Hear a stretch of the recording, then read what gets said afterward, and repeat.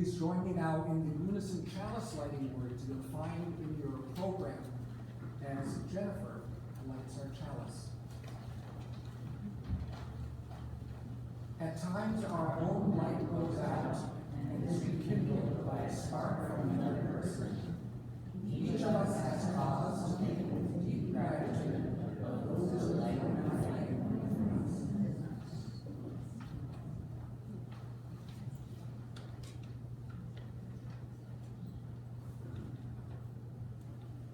We are here, drawn from many different places. We are here, each of us at different stages of our life journeys. We are here, and we each look at life and death in different ways, speaking diverse dialects of spirit. And yet today we share one thing in common. At one point or another, to small degree or large, our lives have touched the life of Lynne Powers. And so we are here, having turned aside from our accustomed ways to honor Lynne's life, whose death has cut across all the paths that we walk.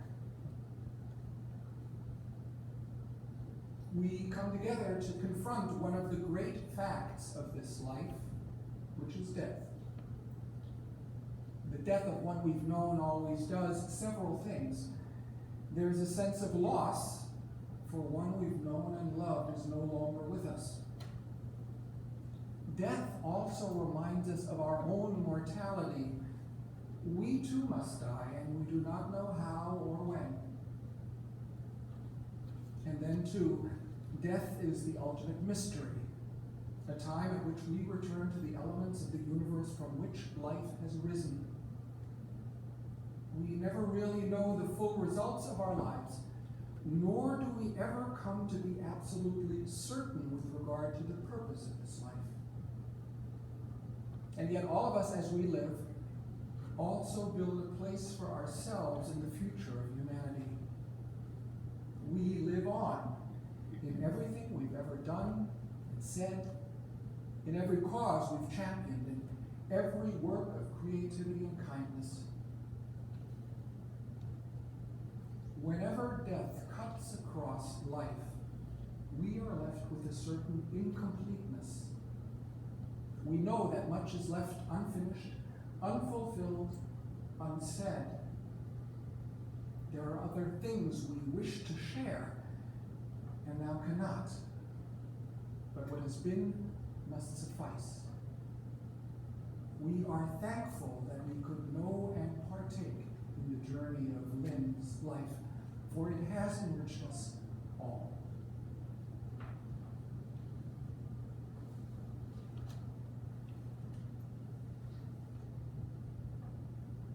Lynne lived a long and rich life. She was a wonderful person, kind and giving. I particularly remember her humility and her insightfulness and her wry sense of humor. Lynne was born in spring of 1932 in Los Angeles in the midst of the Great Depression. Her parents struggled to make ends meet, and Lynne grew up moving from boarding house to boarding house, and sometimes when the money was tight, they lived with her grandmother. Her childhood years were not easy. But Lynne was a bright and sensitive child, and she found ways to make the best of the situation. Lynne was 14 when her mother died, and she then moved in with her grandmother, who lived in Inglewood. Living with her grandmother provided a degree of stability during her high school years. Lynne was a gifted young woman, and after high school graduation, she attended Occidental College in Los Angeles with the financial support of her aunt, who recognized Lynne's talents. At Occidental, she met a good-looking young man named Dean, and they soon grew close. They were married, and after 2 years at Occidental, moved to Hawaii, where they both continued their studies for a year before going back to Los Angeles and graduating.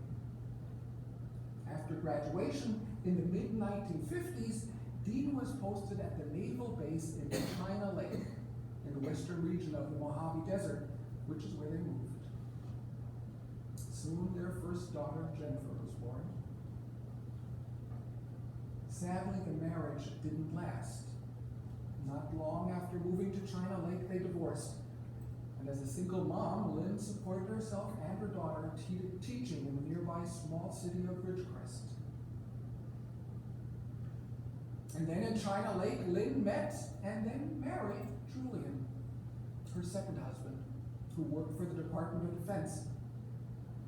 And in the late 1950s, Sherry was born. Julian's work took the family to Germany for 3 years, which is where Lynne's third daughter, Kira, was born.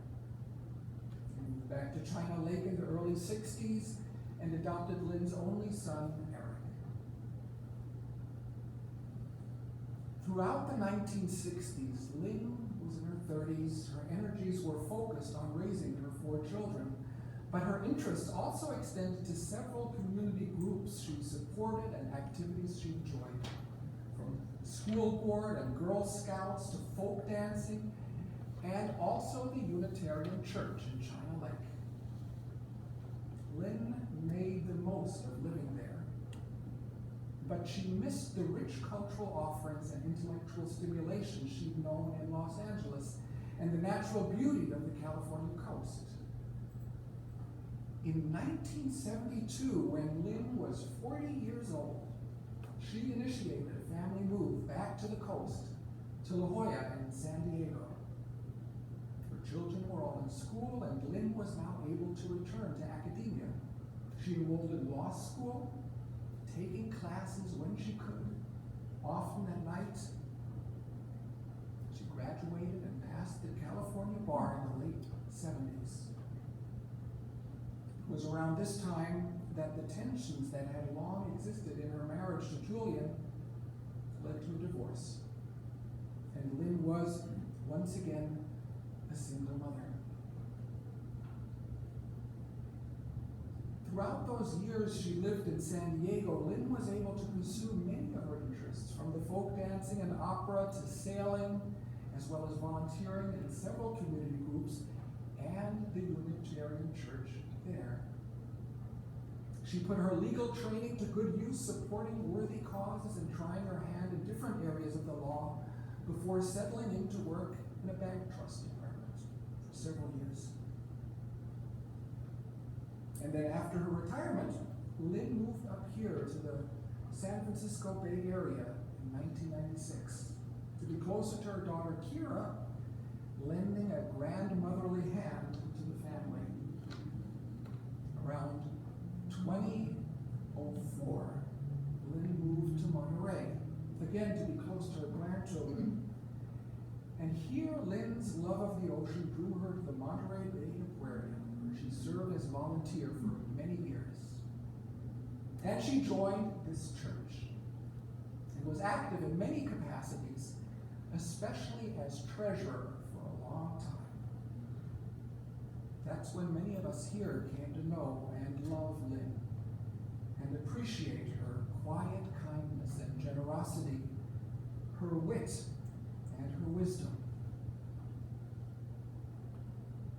It was in late 2020, during the pandemic, that Lynne moved from her apartment on Prescott to the Park Lane.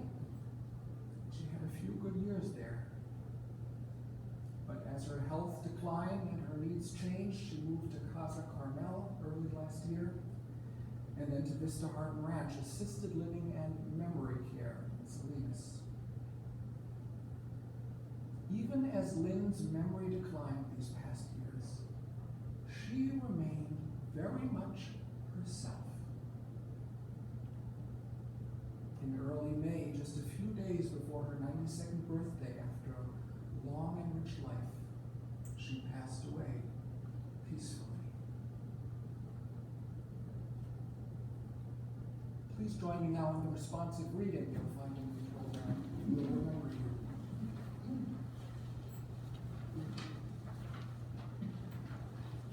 In the rising of the sun and its going down, we'll remember you.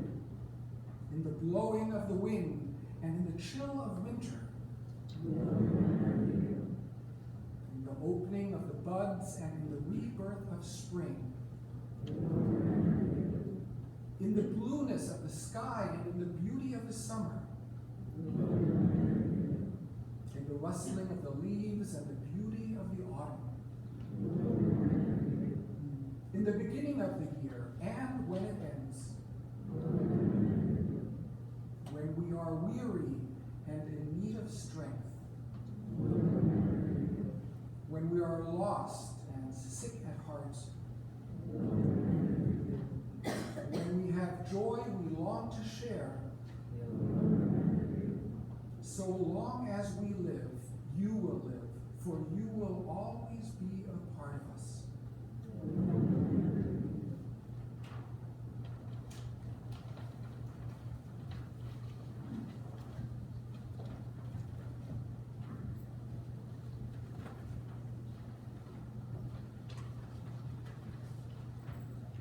My mom, Lynne, was one of my favorite people to talk to.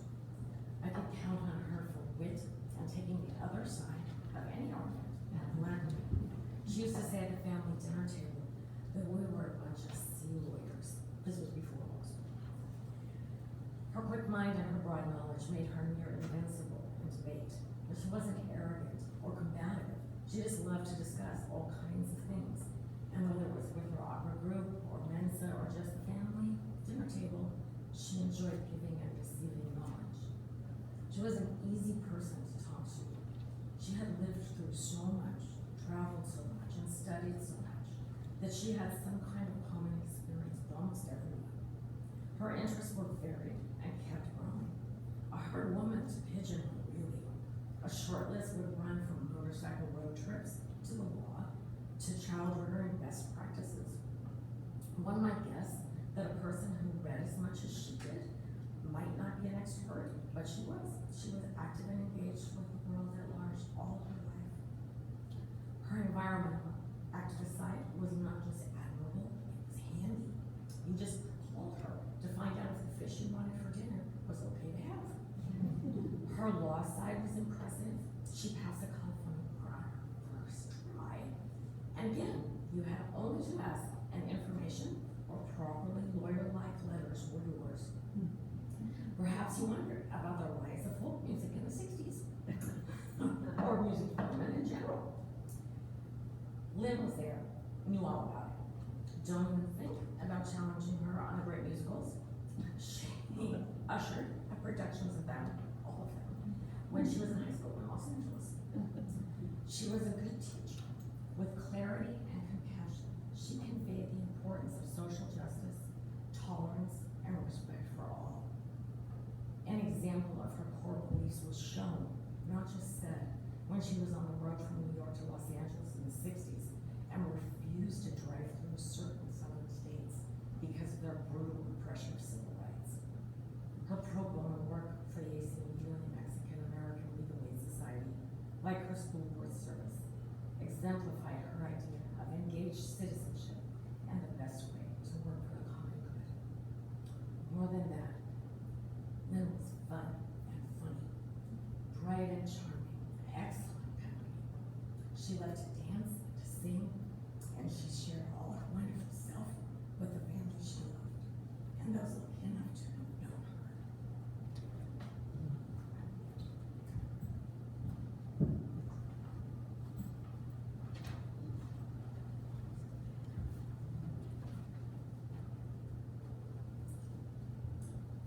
My mother was an interesting woman and did many things over her almost 92 years of life. I wasn't particularly close to her, but I did spend time with her this past year, so my remarks will address that. She wasn't really mom anymore, she was Lynne with dementia. So it was interesting, sometimes funny, sometimes depressing, how she had this bizarre new personality that included Some of the older parts of her, such as being an atheist and not believing in an afterlife, and strange new things, like letting the attendants at the care facility paint her fingernails bright orange. Mom would not have done that, but Lynne, with dementia, did. There were times talking to her when she seemed to have an awareness of where she was, and then she would be sad. But over time, she developed this really feisty personality. I didn't see this, but according to the attendants, sometimes she would just stand up and demand that people listen to her. She also developed a relationship with another resident, Bill. I listened to them talking to one another and could not understand either one of them. But they would often sit together, and again, the attendants told us that sometimes they would stand up and lean against each other and sort of sway in a dance. Lynne with dementia was often very chatty, but her narrative tended to meander and fade out. Sometimes she would acknowledge she didn't have the words and would be sad or frustrated about that. But other times, she'd just prattle along happily, and I'm grateful for that. I wanted to share the last couple of times I saw her before she passed. One visit was particularly noteworthy because of how it ended. I always made sure someone was with her and usually left her in the large living room social area at Vista Harding. She was sitting at a table, and I think other people were coloring, and then out of the blue, she says very loudly, "Well, did I get married again?" And the attendant, I was like, I don't think so. Less than a week before she died, Kira and I ended up going to Vista Harding together. Mom had been sleeping, but she allowed the attendant to prop her up. It was somewhat disconcerting to see her so stiff. I asked if I could remove her bright orange nail polish, and she said yes. I had tried the week before, and then she had said no. But this day, she agreed. I did that, and Kira found a nice scarf for her outfit, and I combed her hair. She had recently had it cut. Then she seemed eager to leave her room and go to the social area. So my last sight of Mom was in her wheelchair, pattering with her feet quite quickly as she left us with no backward glance.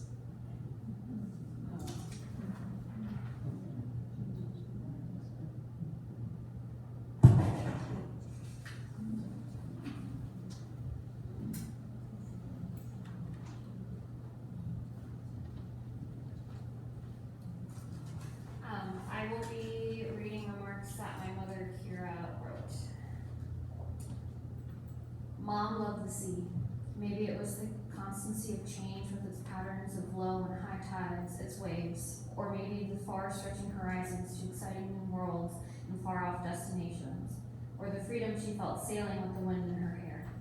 She related so much to Anne Morrow Lindbergh, whose gift from the sea captured the dilemma of an intelligent, gifted woman expected by everyone to place family and children above all else in a time and place where gender equity was mostly unknown. I picture Mom as a latchkey kid surrounded by adults in a succession of boarding houses, trying to sleep as music and dancing and partying erupted nearby, orchestrated by her very social mother, a top-notch Charleston dancer who sang and played piano.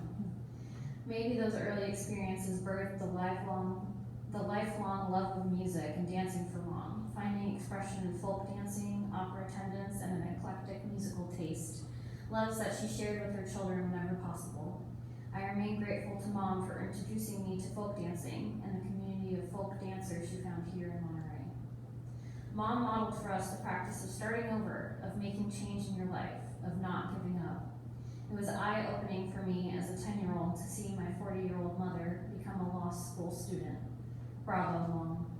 Not as many things seem impossible when you have a mother like that. Mom achieved most of what she set out to do, to see the world, to meet interesting and educated people, to become well-educated herself, to have love and a family, to achieve professional status with financial security and independence, and to live by the sea. This was a well-lived life. The pain of losing her own mother so early in life reverberated at low frequency throughout Mom's life. In the period just before Mom's last breath, she wanted to talk to her mother, to tell her many things. I imagine she had a lifetime's worth of things to say. In the recording thoughtfully made by her caregiver, Mom's message to her mother expresses the hope that the two of them will pass bridges closer and be together again. That is my hope too, Mom, that you have found those close bridges. I will always be grateful for the bridges you formed with your love and support for me and my children. I love you and miss you.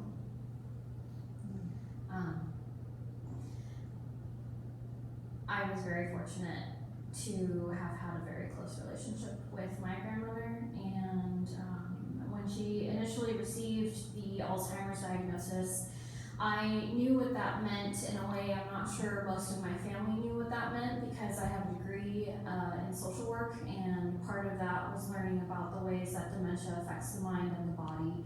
So I knew very early on what it was going to look like, and I remember not being surprised by the diagnosis, because one of the things my grandmother and I loved to do together were to do puzzles. And when she got going, oh my God, we could finish like a 1,000-piece puzzle in 2 days. And I came home one day to visit, and she had told me that she had started a puzzle and was waiting for me. And so I got to her apartment, and I saw that she had mashed 2 pieces together that very clearly did not belong together. And I knew that that was probably the beginning of the end. And I was unfortunately correct. My grandmother and I were close. She was very insistent that I learn how to read very, very early on. I think she started trying to teach me how to read when I was about 1.5. And I remember my parents told me she, saw some great intellect in me and went to them and said, you have to teach this child how to read. And they were just completely unconcerned that I did not know how to read at the age of 2. But she was, and so, some of my earliest memories are learning to read with her, and whatever she did worked. I received a bachelor's degree in literature and now have a private book collection of roughly 1,500 books, which I solely attribute to her influence. But one of the things that we really loved together was the works of Jane Austen.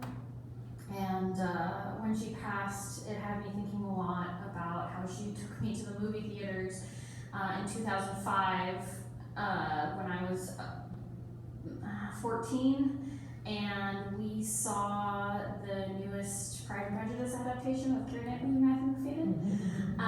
And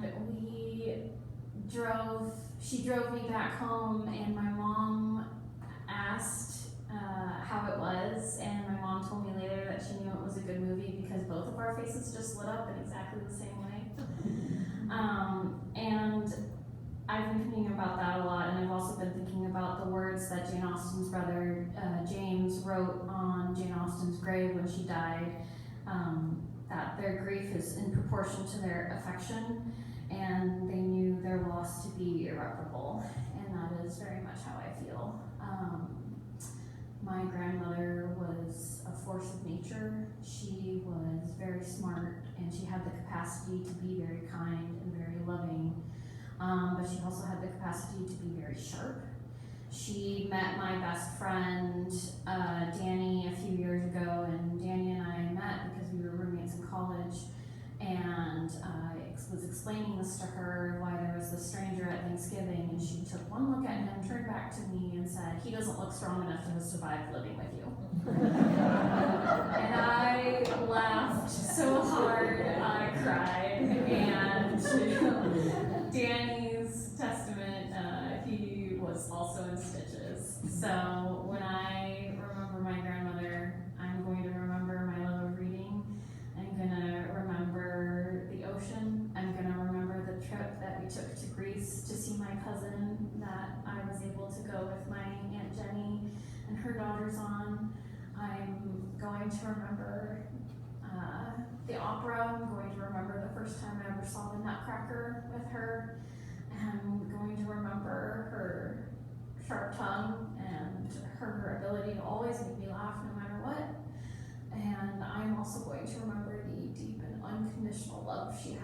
the last conversation that we really had before her mind started going. I had recently gone through a really bad divorce, and I confided in her that it made me feel like a failure, that I couldn't make the marriage work. And she told me, honey, you are too young and too good looking to tie yourself to a man like that. So you do what you need to be happy, and you live a long and happy life. I'm gonna do my best, Grandma.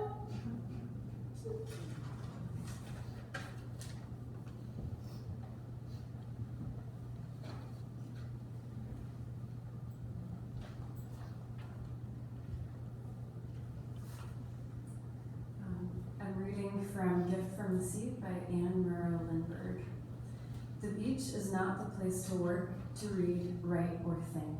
At first, the tired body takes over completely, and then some morning in the second week, the mind wakes, come to life again. It begins to drift, to play, to turn over in gentle, careless rolls like those lazy waves on the beach.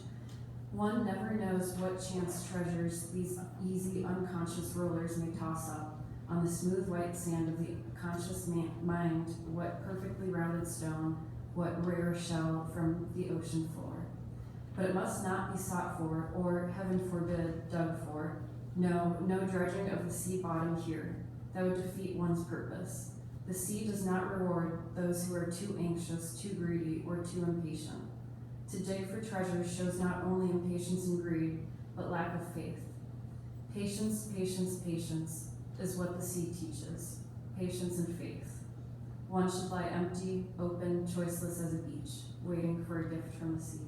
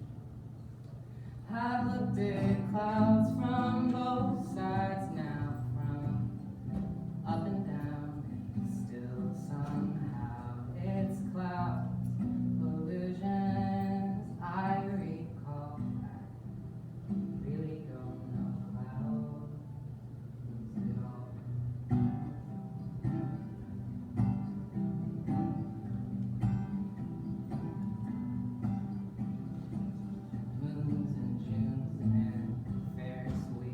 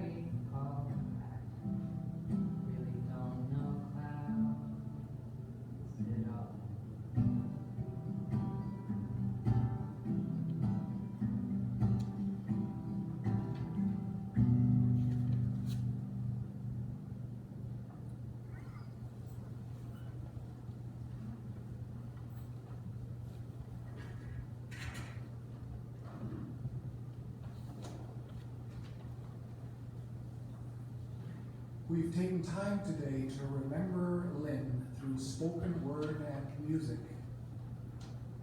Let's take some time now to remember Lynne in silence. We each have our own memories of her, which we hold in our minds and hearts. I invite you to take a moment to quietly remember them. Remember a few of the moments you've shared with Lynne and how her life touched your life.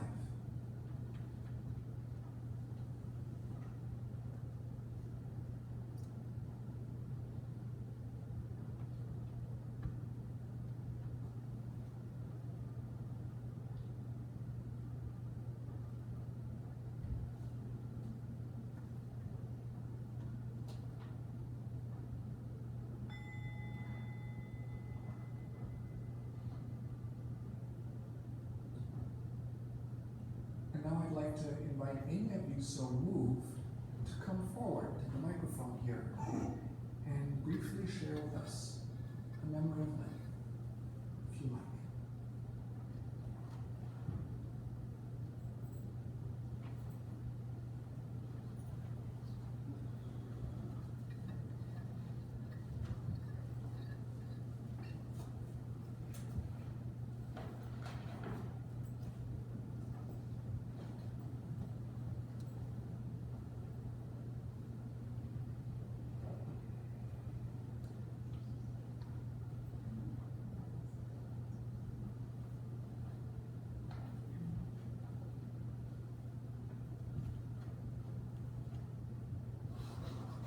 My name is Joyce Lockhart.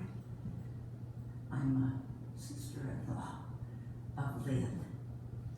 We were sister-in-laws for many, many years.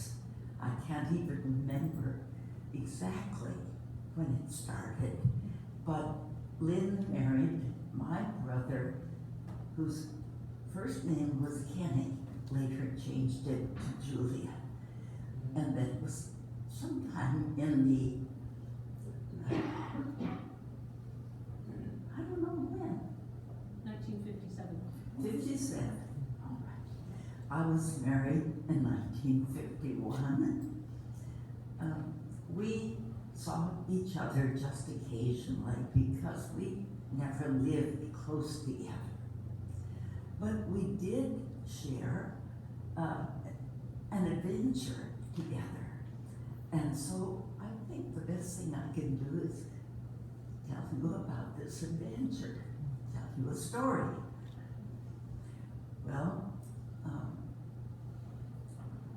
my husband Ray was an agriculturist, and he worked in technical assistance in poor countries. By 1963, we had been living for 4 years in the country of Ghana in West Africa.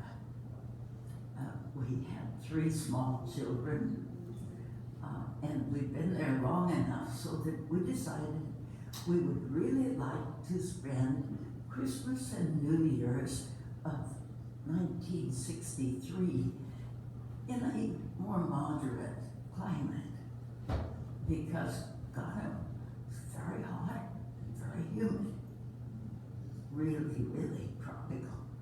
So Julian and her husband Kenny were living in Bavaria at that time, where Kenny was working for the Navy, and they also had 3 small children. The children that you see here, all grown up today. And so we arranged that we would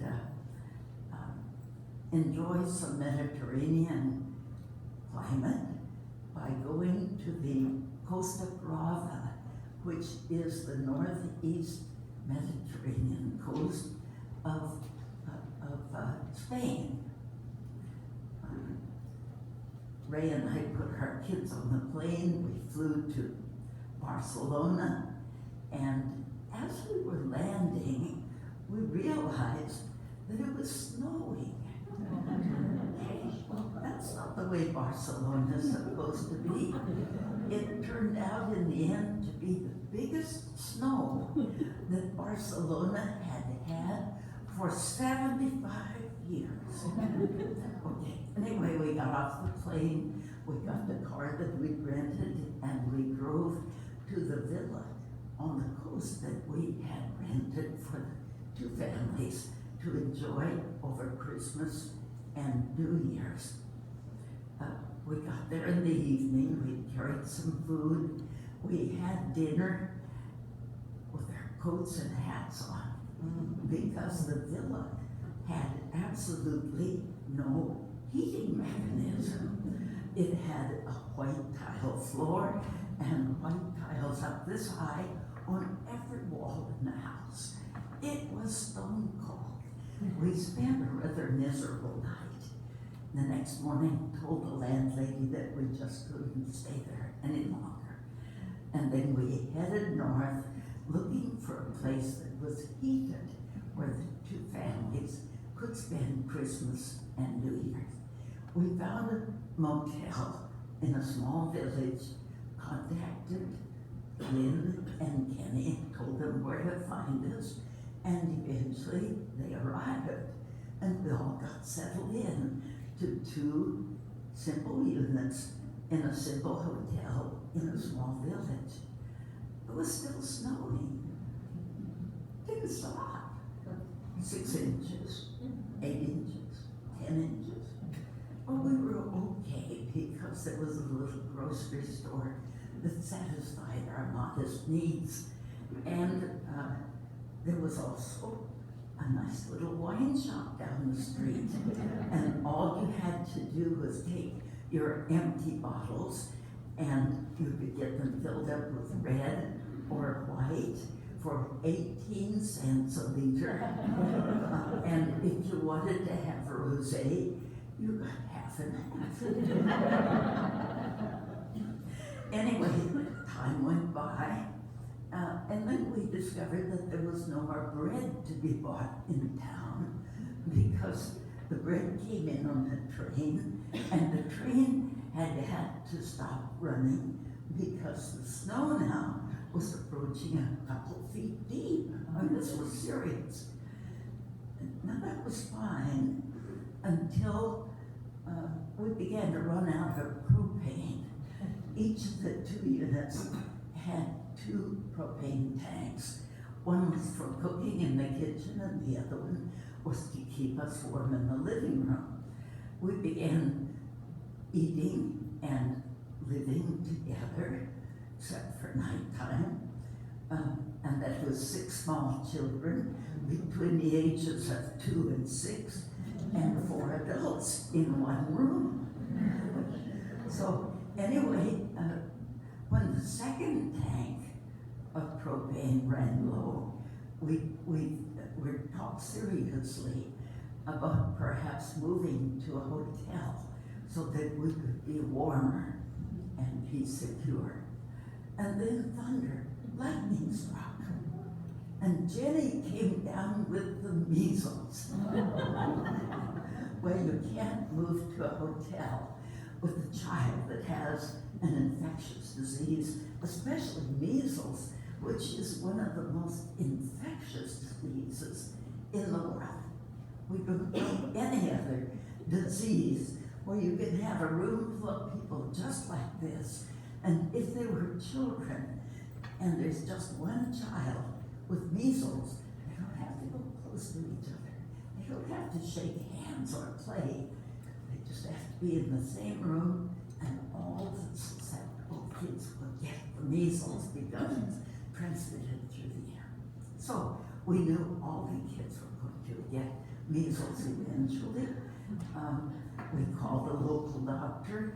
He said, why don't you come to my surgery and I'll give the 5 children who don't have measles some gamma globulin shots so that they will have the disease less serious.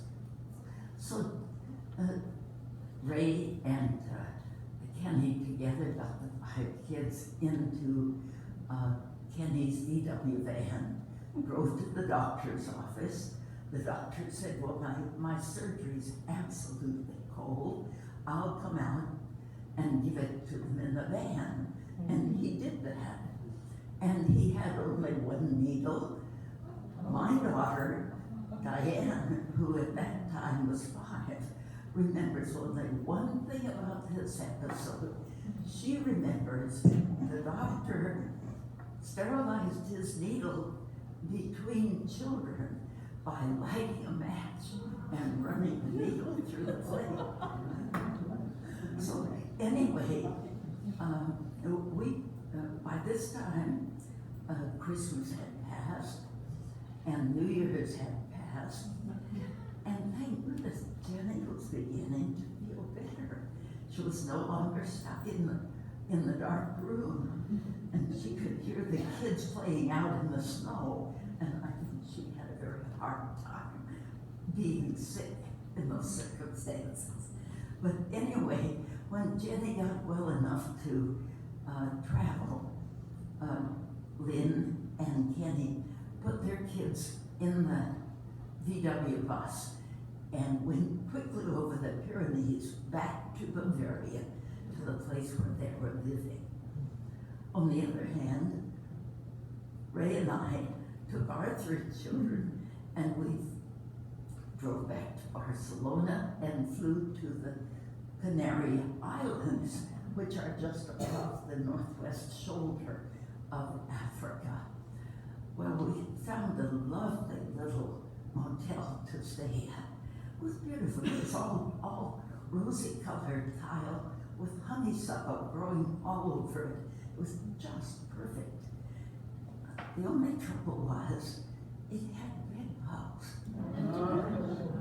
And furthermore, I was the only one out of 5 people who ever got bitten. The first day we were there, everyone was well. We had a great day sightseeing. The second day, the first child came down with the measles. And for the next 10 days, we had at least one child in a darkened room with the measles. So after that, we had one clear day again for sightseeing before we flew back to Ghana for my husband to finish up his contract. I just want to mention one thing. I think Lynne had a droll sense of humor, and I'll never forget what she said to me as they were leaving to go home. She said, well, we wanted to find a place with a moderate climate where we could all spend a nice Christmas and New Year's together. But don't you think you overdid it?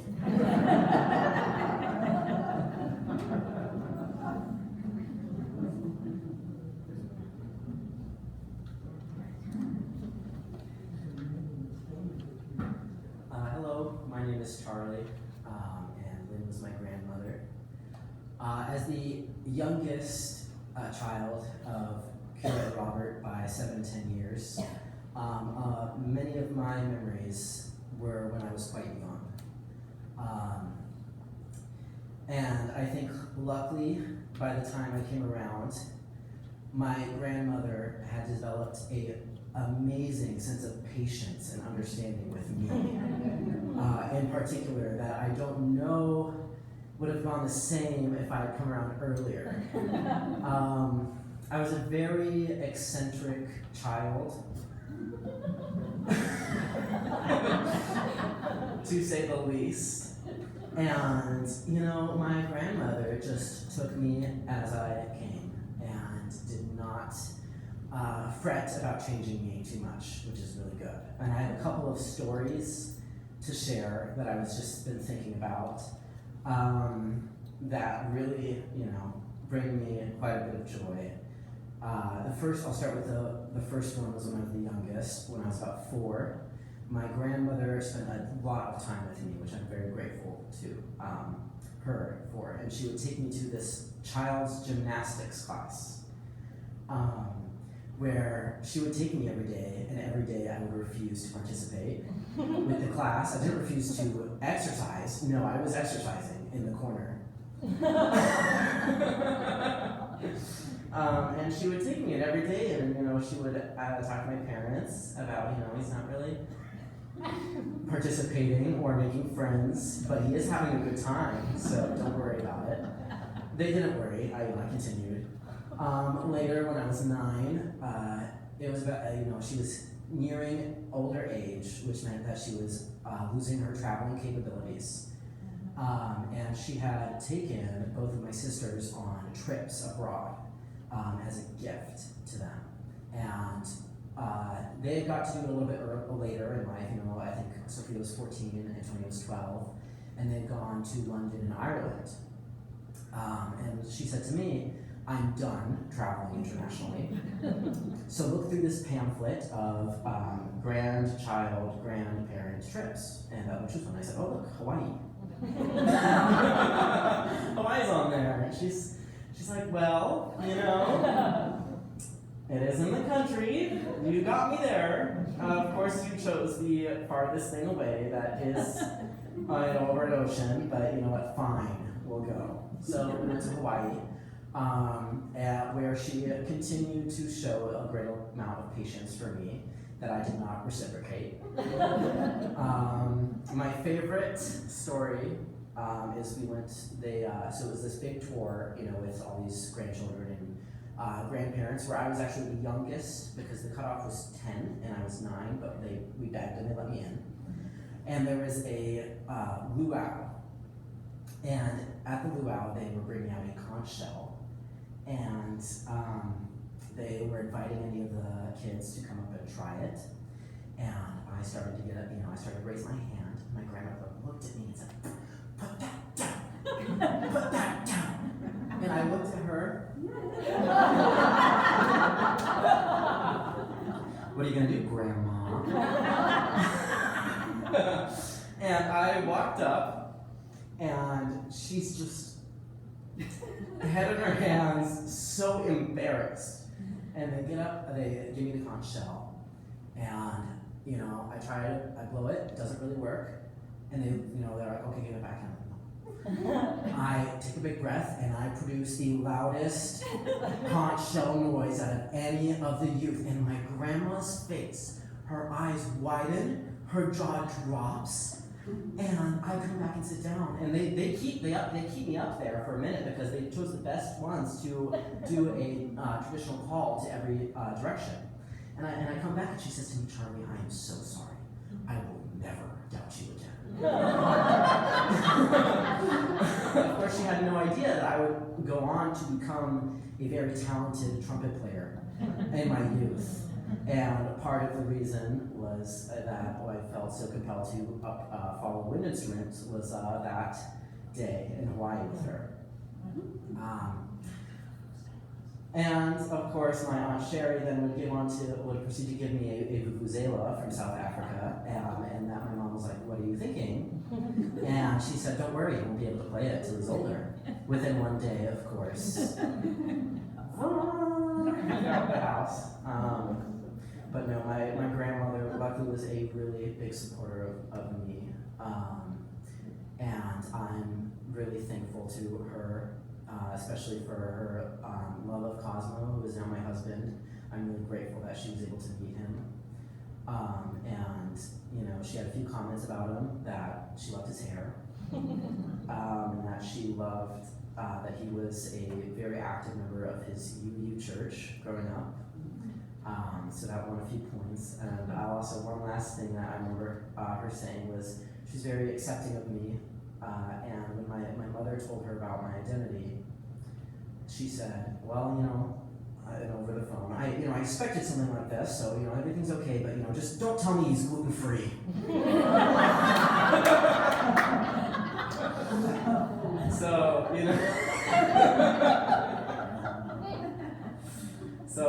I'll always remember the comments and the looks that she would give me that were just full of love and acceptance and humor.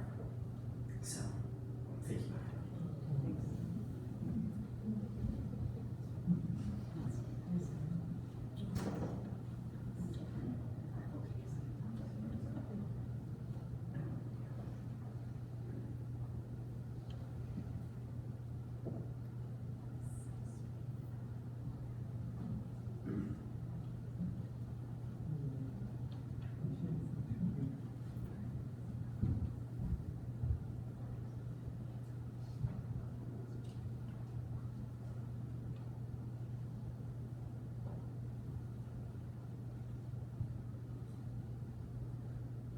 Gerald Scarrett, and a lot has been said about Lynne's love of folk dancing.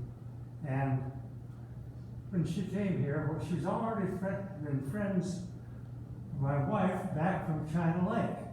And so we developed a close friendship, and I recruited her to come to my Greek folk dance class, which I was teaching at the time, and she became a member of our performing group, the Greek village dancers.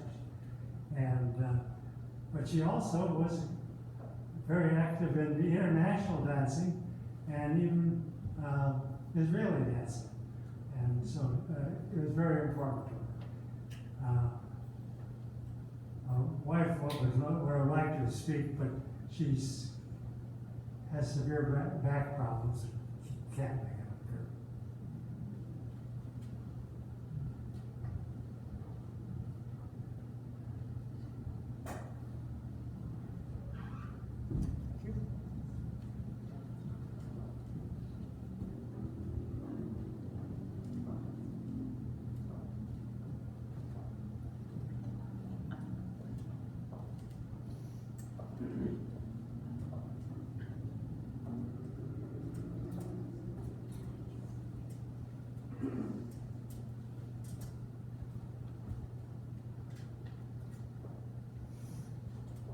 I'm Carol Collin, I'm a member of this church, and I remember meeting Lynne and being in admiration of her joy of life, of whatever life slapped on her.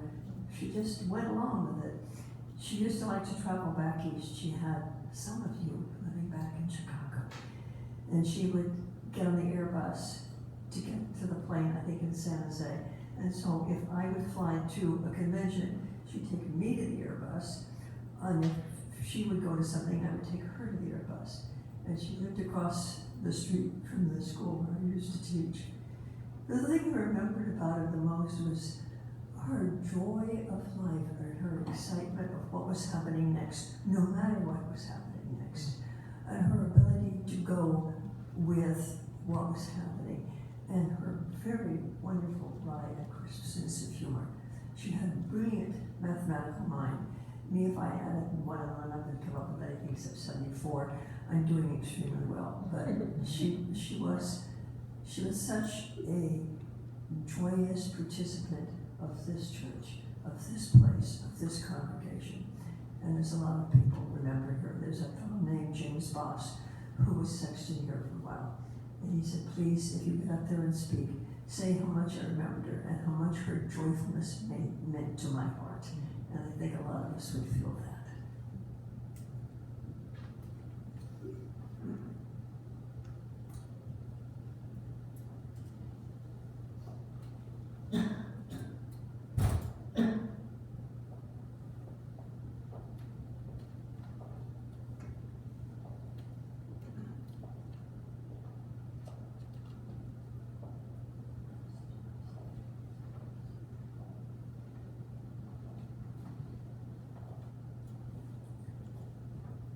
Whether spoken or unspoken, may we cherish our memories of Lynne. May they forever enrich and inspire us, and may they continue to shape our lives and the lives of those we love. And now, we will see some pictures of Lynne's life.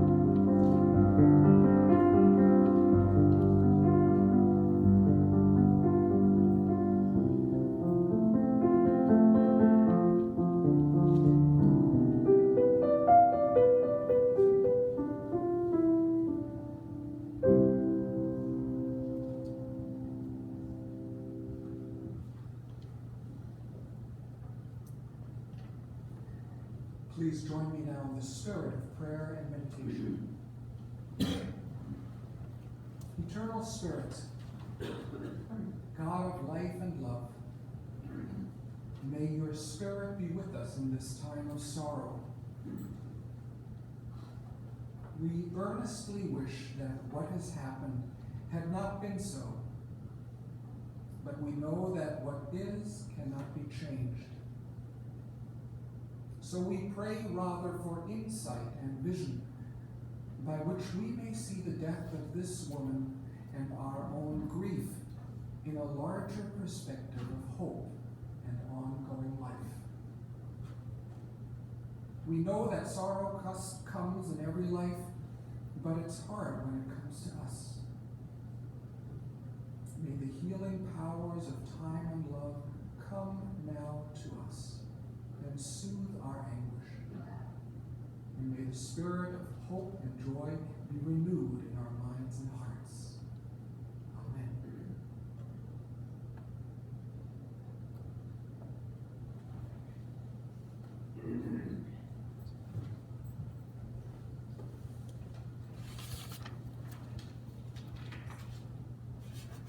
We now ask that you rise in body or spirit as able and join us in singing Amazing Grace, the lyrics to which can be found in the order of service, just in the insert.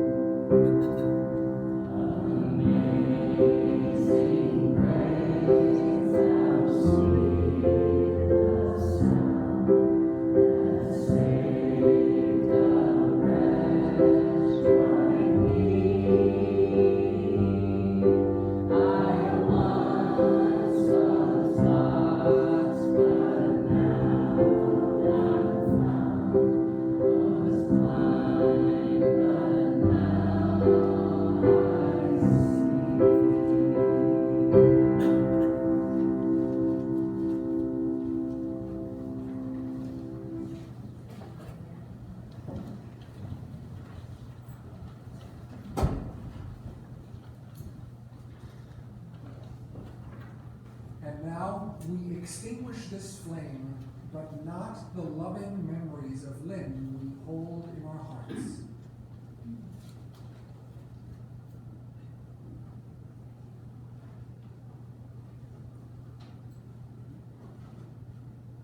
The chalice is now extinguished, but its light lives on in our hearts and minds and souls. So let us remember Lynne in the living of our lives, in our rejoicing and our feasting, in our mourning and our crying, in our working and our playing. Let us speak truly and act justly. And having paused in loving and grateful remembrance, may we depart in peace and unafraid to face life.